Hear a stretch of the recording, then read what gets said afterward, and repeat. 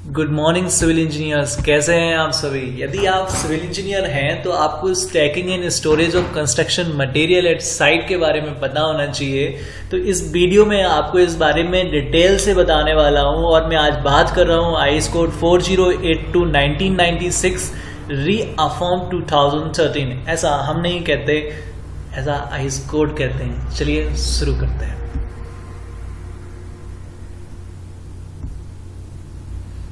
This is subscribe time. होता क्या है कि जब प्रोजेक्ट बड़ा होता है तो भाई स्टॉक यार्ड भी बड़ा होता है, उसमें मटेरियल इक्विपमेंट्स भी बड़े होते हैं, आइटम्स भी बड़े होते हैं। तो इन सबको रखने के लिए अलग अलग स्टैंडर्ड्स हैं, किसका क्या होता है, ये सब चीज़ें हमें ध्यान रखनी होती हैं। तो ऐसा क्वालिटी इंजीनियर हमें पता होना चाहिए कि आईएस कोड्स क्या कहते हैं इस बारे में। तो आज हम बात कर रहे हैं इसी सिलसिले में कि भाई कुछ कंस्ट्रक्शन मटेरियल्स की इंपॉर्टेंट कंस्ट्रक्शन मटेरियल्स हैं, जैसे सीमेंट है, सभी साइट पे होता है, सैंड एग्रीगेट्स, कंक्रीट की हर साइट पे होगा, ब्लॉक जहां ब्लॉक मैसोनरी होगी इक्विपमेंट में वहां होगा, टाइल्स जहां फिनिशिंग होगी वहां होगा, वुड एंड टिम्बर्स यदि कोई भी फर्नीचर का काम है तो होना ही होना है, स्टोन्स यदि मार्बल वगैरह है तो स्टोन्स होंगे ही, स्टील रेनफोर्समेंट आरसीसी का काम है तो होगा, ब्रिक मैसोनरी है तो होगा, एसडीपी पाइप यदि वाटर सप्लाई का काम है तो पाइप लेइंग में एसडीपी एमडीपी पाइप होते हैं, कास्ट आयरन, जीआई ग्लैबनाइज्ड आयरन और एस्बेस्टस सीमेंट्स पाइप भी होते हैं और अनप्लास्टिसाइड पीवीसी पाइप्स की फिटिंग्स भी होती हैं। पानी तो हर जगह होता ही है। एल्यूमिनियम सेक्शन की भी बात करेंगे, ऑयल पेंट्स पेंटिंग की होगी, ग्लास सीट्स यदि वो होंगे तो ये सब डिफरेंट साइट्स में जो भी जरूरत पड़ती है उनको हमने इसमें कवर किया है। यदि आपकी साइट पे कुछ आइटम्स और हैं तो और आप उसके बारे में जानना चाहते हैं तो कमेंट कीजिए, हम नेक्स्ट सेशन में उसे भी ऐड करेंगे। चलिए शुरू करते हैं। आईएस कोड जो आज हम बात कर रहे हैं 4082 1996 की, उसमें कुछ जनरल कंसिडरेशंस हैं, जैसे planning of layout should be done to ensure proper access. भाई हमें प्लानिंग इस तरह से करनी है कि भाई जो व्हीकल्स की एक्सेस है वो प्रॉपर हो पाए, इनकमिंग आउटगोइंग्स में प्रॉब्लम ना हो। स्टोरेज शुड बी, भाई स्टोरेज हमें इस तरह से करना है कि प्रिवेंट डिटोरिएशन, मतलब खराब नहीं होना चाहिए, उसकी क्वालिटी को हमें सुरक्षित करना है और उसको किसी से मिक्सिंग नहीं होना है, कंटेमिनेशन नहीं होना, मतलब दूषित नहीं होना, संदूषित करना होता है, मतलब एक दूसरे के साथ मिक्सिंग करके वो खराब हो जाता है और इस तरह का होता है। क्योंकि मटेरियल्स यदि हम बचाएंगे तो ये वेस्टेज होता है, इसे बचाना होता है। तो ऐसे यदि आप साइड इंजीनियर की तरफ से, मतलब कॉन्ट्रैक्टर की तरफ से भी इंजीनियर हैं तो भी, और आप क्वालिटी की तरफ से हैं तो भी, क्योंकि क्वालिटी में आपको कराना है और साइट इंजीनियर को आपको करना है, मतलब कॉन्ट्रैक्टर की तरफ से। तो दोनों ही एंड में जरूर होती है। जब साइटें बड़ी होती हैं तो ये चीजें पता होना चाहिए। ये आपका नॉलेज इन्हांस कर सकता है वीडियो, तो आखिरी तक देखना है, मैं बस इतना कहूंगा और आप देखेंगे कि आपने कितना कुछ पा लिया। भाई जो मटेरियल खराब होने लायक है उसे रेन और सन, विंड, मॉइस्चर और से बचाना है। ये जनरल कंसिडरेशन है, ये हमारा पर्पस है। और जो इन्फ्लेमेबल मटेरियल हैं उनको safety regulations act as per IS code 13416 part 5 के हिसाब से स्टोर करना है। तो ये चीजें जनरल कुछ हैं। और एक्सप्लोसिव जो मटेरियल्स हैं वो इंडियन एक्सप्लोसिव एक्ट के हिसाब से उसे स्टोर करना है। और जो मटेरियल पानी से, फ्लूइड से ये खराब हो सकता है तो उसे बचाना है। The material can be affected by fluid shall be storage to avoid water damage. तो उसे storage of material should not be offset. भाई देखो, भाई जब भी हम कोई चीज रखते हैं, यदि आपके जो गोडाउन है या स्टॉक यार्ड है, यदि वहां पे स्टेयरकेस है या पासेज एरिया है तो वहां पे नहीं रखना, क्योंकि आने जाने में फिर दिक्कत होती है। तो ये चीजें बेसिक्स ही हैं। कुछ मटेरियल वाइज, स्पेशली जैसे सीमेंट के केस में होता है कि सीमेंट का जनरली लोग कहते हैं कि एज पर आईएस कोड किस तरह से सीमेंट का स्टोरेज बनाया जाए। यदि सीमेंट बैग्स में रिसीव हो रही हैं तो उसको एक शेड में होना चाहिए, वो वाटर प्रूफ होना चाहिए, leak proof and moisture proof shed के अंदर सीमेंट को स्टोर करता है, क्योंकि ये ना मॉइस्चर को बहुत जल्दी कैप्चर करता है। ठीक है। और जहां भी इसको स्टोर करें उसमें सबसे कम ओपनिंग होनी चाहिए, एटलीस्ट वेंटिलेशन तो चाहिए ही नहीं इसके लिए। और जो ग्राउंड से 150 to 200 mm ऊपर होना चाहिए और 600 mm from the surrounding walls, exterior walls होना चाहिए, क्योंकि एक्सटीरियर वॉल्स में मॉइस्चर आ जाता है कभी कभी, क्योंकि उतना वाटर प्रूफ नहीं होती है, इसलिए 600 mm का गैफेज उसमें देते हैं, ये आइस कोट्स ऐसा बोलते हैं। भाई जब स्टॉकिंग की बात करेंगे तो 10 बैग ऊपर नहीं होना चाहिए। वैसे तो इसमें है कि 8 बैग, तो आप more than 8 bags in stock, more than 8, जब 8 बैग तक तो आप नॉर्मली रख लो जैसे भी आपको रखना है, लेकिन जब 8 बैग से जब 10 बैग आप करते हैं, यदि 2 बैग और बढ़ा दिए, तो फिर उसको क्रॉसिंग में क्रॉस बाइस स्टॉकिंग करते हैं, तो वो थोड़ा सा ध्यान रखना होता है। और जो विड्थ होती है वो 3 मीटर से ज्यादा नहीं होना चाहिए, या फिर 4 bag, what ever which ever is more, तो ये चीज हमें ध्यान रखनी है, विड्थ। और extra safety duration monsoon stack, भाई मानसून के टाइम पे थोड़ा सा ध्यान रखना होता है, वाटर प्रूफिंग मेम्ब्रेन ऊपर से पॉलीथिलीन की भी लगा सकते हैं, which cell be close to top of the stock, और ऊपर से पूरा बंद होना चाहिए, मिनिमम ओपनिंग के साथ सीमेंट को स्टोर करते हैं। आई होप कि ऐसा ही स्टॉक यार्ड होता है। हमने कुछ एक एल्बम डिस्क्रिप्शन में लगाया हुआ है, आइसकोड डिस्क्रिप्शन में है, वहां से आप डाउनलोड कर सकते हैं, क्योंकि आजकल इस तरह के स्टॉक यार्ड्स देखने को मिलते नहीं है एक्चुअली, तो गूगल से तो उठाना बनता नहीं है, गलत इंफॉर्मेशन नहीं देनी। If cement receive in drum, भाई सीमेंट कहीं कहीं ड्रम में भी होता है, जब आप बेसिक प्लांट होते हैं वहां पे ड्रम में भी आ जाते हैं, तो ड्रम में क्या करते हैं, shall be store on a plane ground level as far as possible near the concrete mixing place. Mixing place के पास में ही उसे रखना है, let to drum should be tight, और उस ड्रम में क्या रहता है कि ओपनली भरा होता है और ड्रम रख दिया जाता है, और ड्रम से सीधा फिर बेचिंग प्लांट में पहुंच जाता है, तो उसको टाइटली क्लोज करना है, ये हमें ध्यान रखना है। भाई साइलोस में यदि भर रहे हैं तो वो बेचिंग प्लांट के पास में होने चाहिए, साइलोस होते हैं मिक्सिंग बेचिंग प्लांट में, ये सब चीजें होती हैं। जब भाई देखो सैंड एंड एग्रीगेट्स की बात करते हैं, तो जब आप जहां भी आप sand it self be store at the side of hard dry level patch, भाई जहां भी आप इसको कर रहे हैं वहां पे पहले तो पूरा लेवल होना चाहिए, उसमें गड्ढे वगैरह नहीं होने चाहिए, इसमें वेस्टेज भी होता है, और जब आप उठाते हैं तो उसमें नीचे की मिट्टी भी आती है, इसलिए नीट एंड क्लीन थोड़ा सा अच्छे से होना चाहिए नीचे का। और जो नीचे वाला जो है, नीचे की तरफ जब सैंड और एग्रीगेट्स रखते हैं, तो या तो आप कोरोगेटेड आयरन सीड्स रख दो, या ब्रिक का एक फ्लोर बना लो, या फिर एक thin layer of lean concrete डाल के एक नीचे एक प्लेन सरफेस बना लो, ताकि उसमें नीचे की सॉइल उस मेटल्स में मिक्स ना हो, ताकि हमारे कंक्रीट की जो स्ट्रेंथ है वो इफेक्ट ना हो। Care should be taken to prevent contempt, हमें केयर लेनी है, इस बात का ध्यान रखना होता है कि उसमें clay, dust, vegetables and other foreign material कुछ में मिक्स ना हो, क्योंकि ये सारी चीजें यदि जाके कंक्रीट में मिलेंगी तो हमारा कंक्रीट की स्ट्रेंथ अफेक्ट करेगी, जो कि हमारे लिए बिल्कुल अच्छा नहीं है। इसलिए हमें ये चीज इसकी स्टोरेज के टाइम पे ही ध्यान रखना होता है। स्टैक ऑफ फाइन, भाई देखो फाइन और कोर्स एग्रीगेट को अलग अलग स्टॉक पिट में लगाना है। स्टॉक पाइल्स होते हैं, ये थोड़ा अलग अलग होते हैं, भाई इस शेप में होते हैं, नॉर्मली ट्रेपोजोइडल शेप में भी इसको स्टोर किया जाता है एग्रीगेट्स को, तो मैंने देखा है, बट नॉर्मली आप अलग अलग रख सकते हैं। Fine aggregate shall be stored in place पे, देखो भाई फाइन एग्रीगेट का क्या रहता है, यदि तेज हवाएं चलेंगी तो वो उड़ जाएगी, तो भाई ऐसी जगह पे होना है कि हवा का इफेक्ट ज्यादा ना हो, इस बात का भी ध्यान रखना होता है, ये भी आइस कोड बोलता है, तो आप समझ सकते हैं। स्टोन्स की बात कर लेते हैं। स्टोन ऑफ, देखो जो डिफरेंट साइज, सबसे पहली बात तो आप ध्यान रखो कि जब भी आपके पास डिफरेंट साइज हो, डिफरेंट टाइप हो, डिफरेंट क्लासिफिकेशंस हो, डिफरेंट कंपनीज हो, तो उनको सबको सेपरेट रखना है, अलग अलग रखना है। ये सभी तरीके के मटेरियल पे अप्लाई होता है, ये हम आगे भी देखेंगे। और इसको स्टोन जब हम स्टोर करते हैं तो ड्राई फॉर्म ग्राउंड पे रेगुलर हीप है वो 1 मीटर से ज्यादा नहीं होनी चाहिए, तो वहां पे हम स्टोन को स्टोरेज कर सकते हैं, ठीक है। एक बनीर जो स्टोन होते हैं, जो बनीर स्टोन वो कहलाते हैं जो एक्सटीरियर में यूज होते हैं, मार्बल्स हो जाते हैं, एक्सटीरियर की चिप्स आती हैं, तो उन सब चीजों के जो मटेरियल आते हैं उनको आप ड्राई ग्राउंड पे आप रख लो, up to height of 1.2 metre तक आप इसको रख लो वर्टिकल सपोर्ट में, और एक से दूसरे के बीच की डिस्टेंस 0.8 मीटर होना चाहिए, इसका हमें ध्यान रखना है। ये सभी सब आइस कोड्स के हैं, तो इसका हर एक वर्ड इंपॉर्टेंट है, इसलिए बड़े ध्यान से देखना है आपको, ठीक है। और वैसे भी बिल्कुल मैं पॉइंट टू पॉइंट बात करता हूँ, हमारे थीम ही है, ऐसा हम नहीं कहते, आइस कोर्स कहते हैं, दैट इज ओके।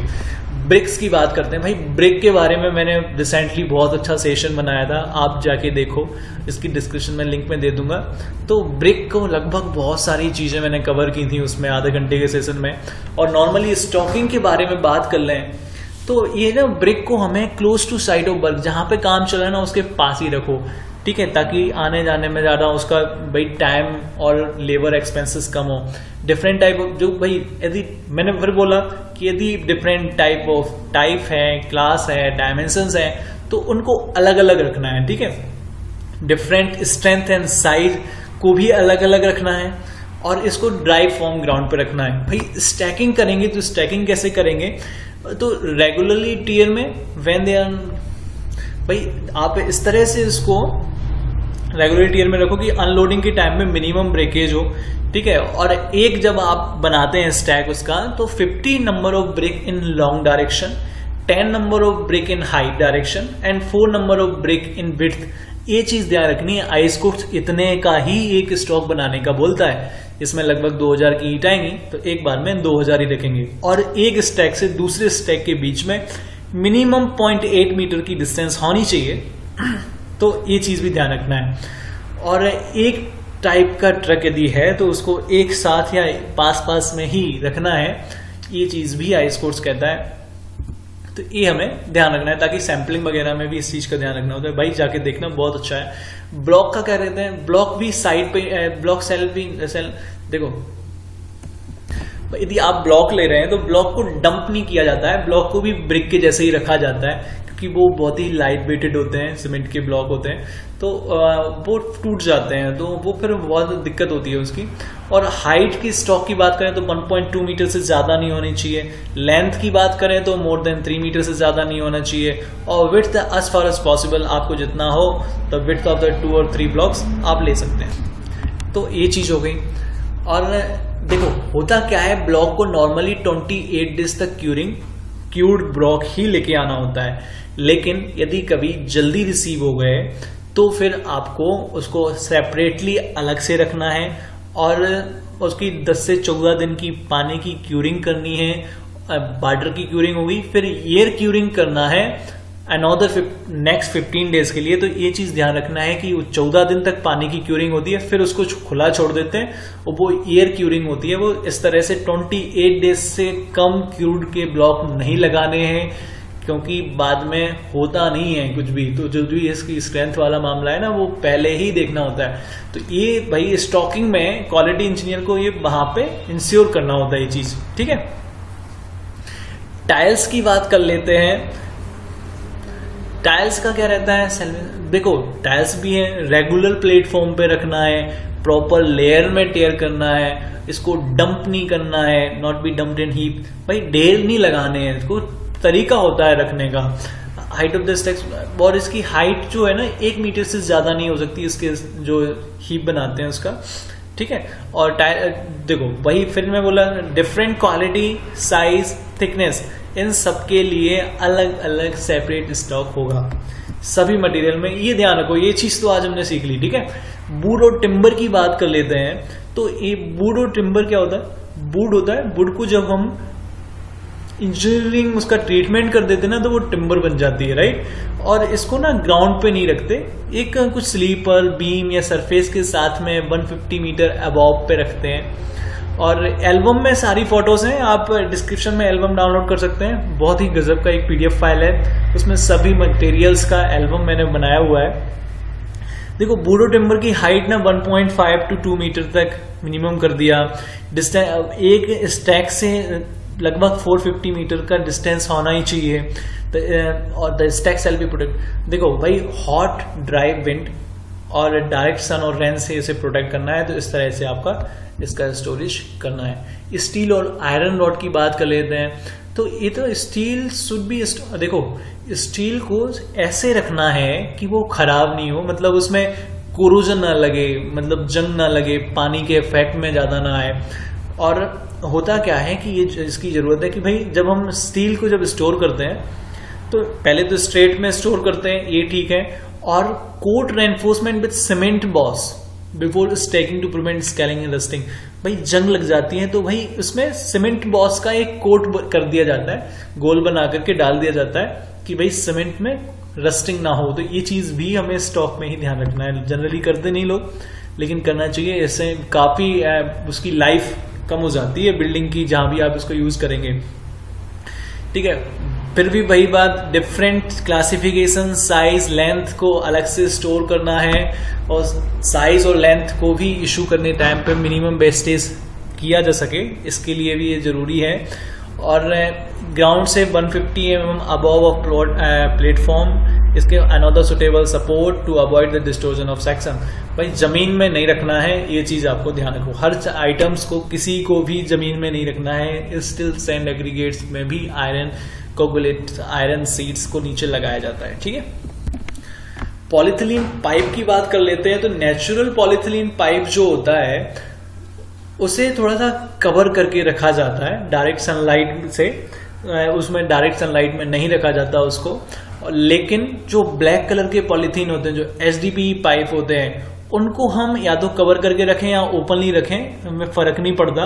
लेकिन ये चीज दोनों केस में हमें ध्यान रखना होता है कि 27 डिग्री से ज्यादा की हीट में उसे ना रखा जाए, क्योंकि उसके बाद में ना वो फिर नीचे वाला जो हिस्सा होगा वो खराब हो जाएगा। तो ये चीज हमें ध्यान रखनी है। और जब स्टोर करते हैं तो ये ध्यान रखना है कि उसकी एजेस जो हैं, भाई ये जो पॉलीथिलीन पाइप्स हैं वो हॉट सरफेस के टच में नहीं आनी चाहिए, क्योंकि जैसे ही आएंगे ना वैसे ही पिघल जाएंगे वो, एक चीज।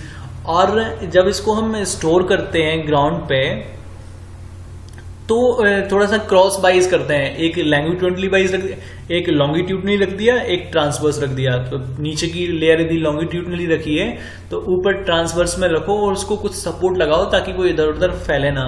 एक पिरामिड शेप आप इसे दे सकते हैं। ठीक है, ये स्टोरेज का जनरली आइडिया हो जाएगा। कास्ट आयरन, ग्लेवलाइज आयरन और asbestos cement pipe and fitting. भाई इस तरह के पाइप जब हम स्टोर करते हैं तो जो देखो बॉटम में थोड़ा सा बेजेस वगैरह सपोर्ट लगा देते हैं ताकि वो स्टेबल रहे, यदि अप एंड डाउन है तो वो लेवल में रहे। और क्रॉस बाइज अल्टरनेटिव लेयर में पिरामिड शेप में से स्टॉक किया जाता है। ठीक है, यदि एसएनएस जॉइंट है तो भाई जो अल्टरनेटिव है तो अलग अलग जगह रखेंगे, तो उसमें जो उसका लूप होल्स है वो खत्म हो जाता है। हाइट लिमिटेड है, 1.5 मीटर से ऊपर तक ज्यादा पिरामिड नहीं बनाना है। ठीक है भाई, देखो जो हमारा स्टॉक होगा उसमें same size, same class, same consignment, batch number का एक पर्टिकुलर एक स्टॉक होगा। और यदि ये सब बदल रहे हैं तो स्टॉक बदलना चाहिए। और जो कास्ट आयरन है भाई, जो डिटेबल जॉइंट्स और फिटिंग्स हैं उनको सेपरेटली रखना है, ये चीज है। अनप्लास्टिसाइज पीवीसी पाइप्स की बात कर रहे हैं। इस पाइप को जब हम स्टोर करते हैं तो हमें ये देखना होता है कि free from stones, sharp projections नहीं होने चाहिए, क्योंकि ये इफेक्ट करते हैं। और इसको लार्ज पाइल्स में, लंबे ढेर, बहुत ऊंचे ढेर नहीं लगाने, पाइल्स मतलब ढेर होता है। और वार्म टेम्परेचर में नहीं रखना है पीवीसी पाइप्स को, तो ये ध्यान रखना है हमें इसका। और एक पाइप के अंदर दूसरा पाइप जो अक्सर लोग रख देते हैं तो वो हमें अवॉइड करना है कि ये परमिसिबल नहीं है पीवीसी के केस में। It is not recommended not to store pipe inside the another pipe. और ये जो और pipe should not be store in stress और बेंट। भाई बेंट कंडीशन में तो रखना ही नहीं है भाई, स्ट्रेस नहीं होनी चाहिए, क्योंकि वो नहीं तो खराब हो जाएगा, फिर आपको काटना पड़ेगा। इसकी भी stack not more than 1.5 metre, ये भी एंडेड है। और इसे एब्रेशन से बचाना है, फ्रिक्शन जो होता है ना एक दूसरे पाइप से जो खराब हो जाती है इसकी आउटर सर्फेसेस, तो उससे भी हमें इसको प्रोटेक्ट करना है, इसके एंड्स को। ठीक है, और पीवीसी पाइप्स में क्या होता है कि स्पाइगॉट, और जो मैं एसएनएस जॉइंट बोल रहा था ना, तो शॉकेट एंड स्पाइगॉट्स कनेक्शन होते हैं उसके। तो अल्टरनेटिव रखते हैं कि एक तरफ, एक नीचे वाली लेयर में आपने शॉकेट को एक तरफ रखा है तो दूसरी बार स्पाइगॉट को इस तरफ रखेंगे, तो उसके बीच का जो लूप साइड्स हैं वो अवॉइड हो जाएगी, to avoid lopsided stocks.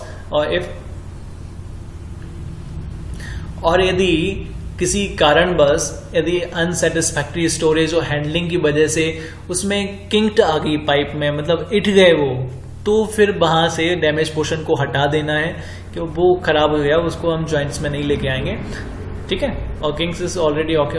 बहुत जिसकी कम थिकनेस की बॉल होती है ना, बोन में जनरली आती हैं, जनरली किंग्स नहीं आती हैं, तो ये चीज भी हमें ध्यान रखना है। ग्लास सीड्स को क्या होता है, ग्लास सीड्स हमें ड्राई सरफेसेस में रखना है, और इसके जो स्टॉक है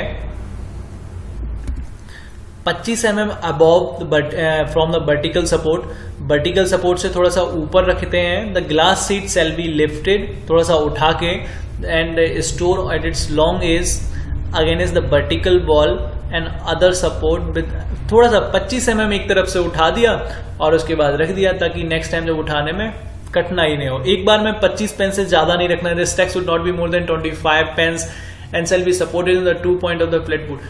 बूट्स के नीचे से एटलीस्ट 300 mm की बूट्स में सपोर्ट करना है। 25 पेन से एक बार से ज्यादा नहीं रखना है। और डिस्टेंस बिटवीन एक स्टैक से दूसरे स्टैक की डिस्टेंस 400 mm तक लिमिटेड है, ये भी हमें ध्यान रखना होता है, ठीक है। एल्यूमिनियम सेक्शंस की बात करें तो different classification, size and length को हमें अलग अलग सेपरेट रखना है, ये चीज हो गई। एल्यूमिनियम सेक्शन को कभी कोई पुल नहीं करते, पुश नहीं करते। उससे क्या होता है, उसकी जो एनोडोजिंग की जो लेयर होती है तो वो हार्म होती है, तो थोड़ा सा हमें ध्यान रखना होता है, ठीक है। थोड़ा सेफली उठाया जाता है। ऑयल पेंट्स के केस में क्या करते हैं कि सभी तरह के container of paints, thinner, light material, इनको सब सेपरेटली एक रूम में विथ सैंड कोटिंग। भाई देखो, ऑयल और पेंट का रूम होगा तो नीचे सैंड की कुशन बिछा दी जाती है, ताकि यदि कभी कोई लुब्रिकेंट फैलता है तो वो पूरे में ना फैले, वो सैंड उसे थोड़ा सा रोक सके। और वेल वेंटिलेटेड होना चाहिए, फ्री फ्रॉम एक्सेसिव हीट्स होनी चाहिए, स्पार्क ऑफ फ्लेम नहीं होनी चाहिए, डायरेक्ट सनलाइट की रे आनी चाहिए, ये चीज हमें ध्यान रखना है ऑयल पेंट्स के रूम में। और एक चीज और रखना है कि जब हम स्टोर कर रहे होते हैं पेंट्स को, और आपके पास बहुत लार्ज और ह्यूज क्वांटिटी में यदि बॉक्स हैं, तो उनके जो एक्सपायरी डेट्स हैं उनको भी हाईलाइट करके एक बोर्ड लगा के रखना चाहिए, ताकि आपको पता रहे कि ये पहले एक्सपायर हो रहा है और ये बाद में एक्सपायर हो रहा है। तो जो पहले एक्सपायर हो रहा है तो पहले हम उसको यूज कर लें। वैसे जनरली ये केसेस में नहीं होता, लेकिन फिर भी हमें इस बात का ध्यान रखना होता है। ऐसे क्वालिटी इंजीनियर हम ये भी मॉनिटर करते हैं। जब बहुत बड़ा प्रोजेक्ट होता है ना, तो होता है, सालों चलने वाले प्रोजेक्ट्स में होते हैं, ठीक है। और क्या रहता है, जो ऑयल पेंट्स होते हैं यदि उन्हें खुला छोड़ देते हैं ना, तो जैसे आपने निकाला बॉक्स में से और उसको ओपन छोड़ दिया, तो वो ना एयर के साथ रिएक्ट करके वो खराब हो जाते हैं। एक ना हार्ड सी एक लेयर बन जाती है, तो उसको बचाने के लिए उसको एयर टाइट कंटेनर में बंद किया जाता है। तुरंत आपने निकाला, तुरंत बंद कर दिया, ठीक है। एक्सपायरी डेट्स को हाईलाइट कर देना है। This should be highlight so as to facilitate, और उसको हम पहले यूज कर पाए, ठीक है। ये चीजें हम ऑलरेडी डिस्कस कर चुके हैं। भाई बिटुमिन हो, रोड के टार हो, एसफाल्ट हो, तो इनको जो लीकी ड्रीम, जैसे all type of bitumen, road tar, asphalt, dream container, इसकी वर्टिकली स्टैकिंग होती है, लेकिन वो 3 टियर से ज्यादा नहीं होनी चाहिए। 3 टियर तो आपने सुना ही होगा ना, 3 टियर AC 3 टियर की आप बुक्स होती हैं, तो उसी तरफ से एक स्टॉक, दूसरा और फिर तीसरा, एक बार में 3 से ज्यादा नहीं रखना, ठीक है। लीकी ड्रम्स जो है उनको सेग्रीगेट करना है, और एम्प्टी ड्रम, और उसको पिरामिड स्टैक में नीटली इन रोज आप इसको स्टोर कर सकते हैं। पानी की बात करें तो पानी जहां स्टोर हो रहा है वहां पे ऐसा ये चेक करना है, shall be done in proper storage tank to prevent any organic impurities getting mixing up with in it. पानी के स्टोरेज में हमें ध्यान रखना है कि कोई ऑर्गेनिक इम्प्योरिटीज पानी में मिक्स तो नहीं हो रही है, क्योंकि कंस्ट्रक्शन साइट पे नॉर्मली pH की वैल्यू 6.5 टू 8.5 तक होती है, तो यहाँ तक लिमिटेड है। इससे ज़्यादा या कम का pH हम यूज़ नहीं करते हैं। सैनिटरी अप्लायंस की बात करें तो इसको केयरफुली स्टोर करना है, और प्रिवेंट टू डैमेज से बचाते हुए इसको स्टोर करना है। कुछ अदर मटेरियल्स हैं, लाइक नेल्स हैं, स्क्रूज हैं, नट्स हैं, बोल्ट हैं, डोर हैं, विंडो है, पॉलिशिंग स्टोन है, प्रोटेक्टिंग कोटिंग है, स्पेयर पार्ट ऑफ मशीन्स है, लाइनिंग है, पैकेजिंग है, water supply and sanitary fittings है, इलेक्ट्रिक फिटिंग्स है, इंसुलेशन बोर्ड्स हैं। इन सबको suitably properly protected store room में रखना है। और जो वैल्यूएबल मटेरियल हैं, जैसे कि कॉपर पाइप्स हो गए या बहुत महंगे आइटम्स हैं, उन्हें लॉक करके रखना है, ताकि वो अनऑथोराइज बंदों के हाथ में नहीं है, क्योंकि साइट्स पे बंदे बहुत होते हैं। हो सकता है कि किसी ने यदि टीपिंग कल्ची हरकत कर ली तो नुकसान हो जाता है, कंपनी का पैसा बर्बाद हो जाता है जनरली। तो स्टोर इंचार्ज को ये भी पता होना चाहिए, ये स्टोर इंचार्ज का काम होता है। जनरली हमें तो स्टॉकिंग देखना होता है कि एज पर इंडियन स्टैंडर्ड है कि नहीं है, ऐसे क्वालिटी चीज़ें हमें पता होना चाहिए। और ये आज हम बात कर रहे थे 4082-1996 की, डिस्क्रिप्शन में लिंक है। यदि आपको अच्छा लगा हो, यदि कुछ छूट गया हो तो आप हमें कमेंट करके बताइए। Thank you bye bye. यदि अच्छा लगा हो तो दोस्तों के साथ शेयर करो, सिविल इंजीनियर दोस्तों के साथ शेयर करो, और फिर मिलेंगे। Tata bye bye, thank you.